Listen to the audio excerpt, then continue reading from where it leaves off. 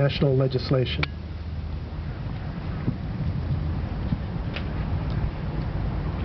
Good afternoon. My name is Dan Schlitt.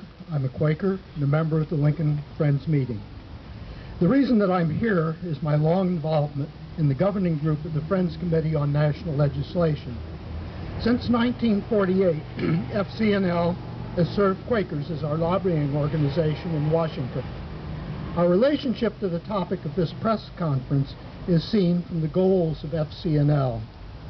We seek a world free of war and the threat of war. We seek a society with equity and justice for all. We seek a community where every person's potential may be fulfilled. We seek an earth restored. In Washington, D.C., we work in cooperation with other religious organizations that share these goals. In order to have the resources to accomplish three of those goals, it is clear that we must work toward achieving the first, a world free of war and the threat of war. We must bring Pentagon spending under control. President Eisenhower warned us of the military-industrial complex that was growing in post-World War II America. We have not heeded that warning, and slowly our country has fallen under the influence of that complex. Today, we face a very difficult task of even discussing Pentagon spending.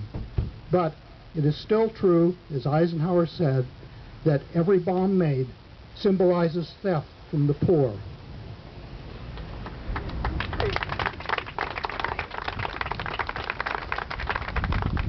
There are those who maintain that the Soviet Union collapsed because of its spending on the military in order to stay a world power.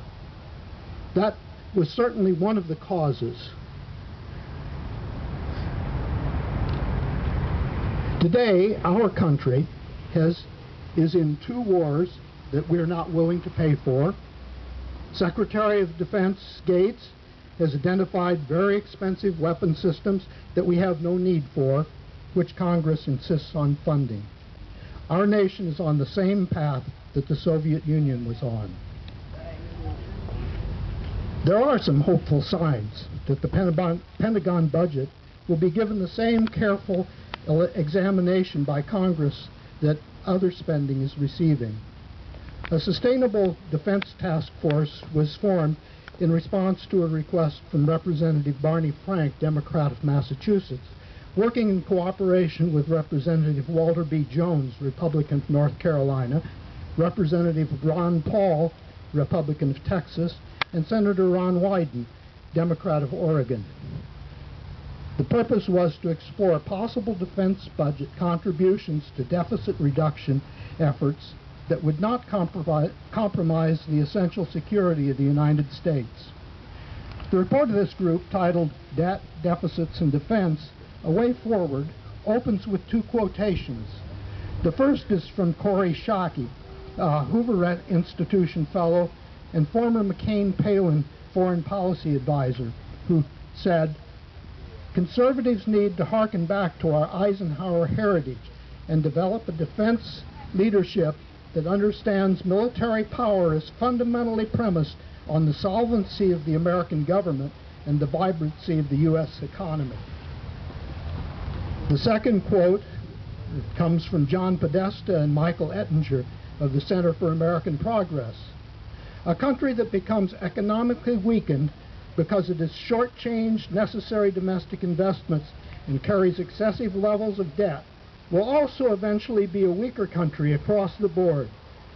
An overall defense strategy that is fiscally unsustainable will fail every bit as much as a strategy that shortchanges the military."